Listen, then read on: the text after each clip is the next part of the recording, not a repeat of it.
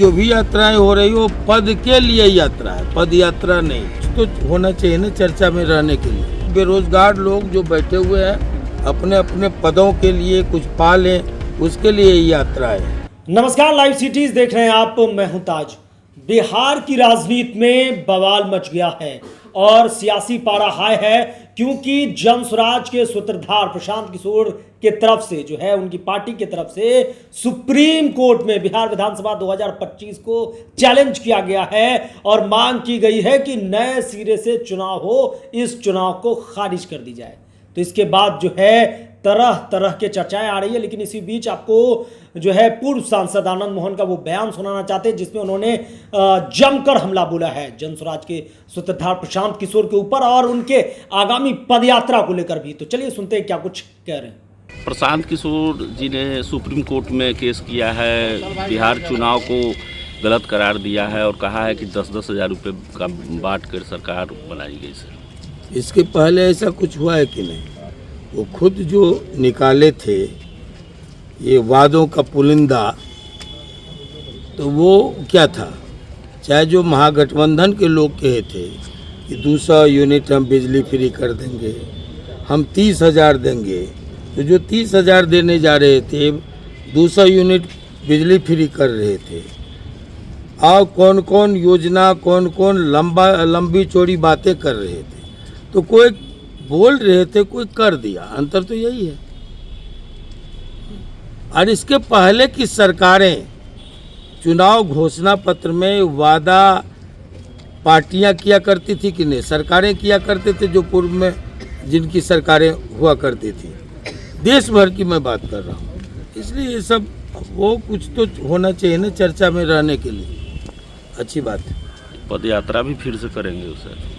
ओ पदयात्रा, ये सब देखिए, कोई पदयात्रा 2 ही व्यक्ति ने किया इस देश में, 3 व्यक्ति ने। एक गांधी ने पदयात्रा किया देश को जानने के लिए, दूसरा विनोबा जी ने पदयात्रा किया। ये जो भूमि आंदोलन है, चाहे इसको लेकर के जो हिंसा थी उसके समाधान के लिए उन्होंने लंबी यात्राएं की, उसमें उनका भूदान के लिए पदयात्रा भी था। चंद्रशेखर जी ने भारत को जानने के लिए, इसकी दुर्दशा के निदान के लिए उन्होंने भी कश्मीर से कन्याकुमारी तक पदयात्रा उन्होंने भी किया। तो ये 2-3 पदयात्राएं थी। बाकी की जो भी यात्राएं हो रही हो पद के लिए यात्रा है, पद यात्रा नहीं। पद के लिए यात्रा है। बेरोजगार लोग जो बैठे हुए हैं अपने अपने पदों के लिए कुछ पा लें, उसके लिए यात्रा है। खूब यात्रा करें, एक बार तो यात्रा करके देखे हैं। और आप लोग तो सरकारें बना दिए थे सब आदमी, तो कोई एकदम नई क्रांति, नया केजरीवाल। हम लोग तो शुरू से कह रहे थे बिहार है। जिन लोगों के राजनीति में छठी का ये दूध का दांत नहीं टूटा, वो बड़ी बड़ी लंबी लंबी बातें कर रहा है। हम लोग आधी उम्र बीत गई जेल में और सन 74 जेपी आंदोलन से हैं, है ना? तो लंबी लंबी बातें करना और कुछ कर देना, उसमें अंतर है। नीतीश कुमार जी ने जो भी योजनाएं अभी तक दी है वो जनता से जुड़ी हुई योजनाएं हैं और लोगों ने इसको पसंद किया।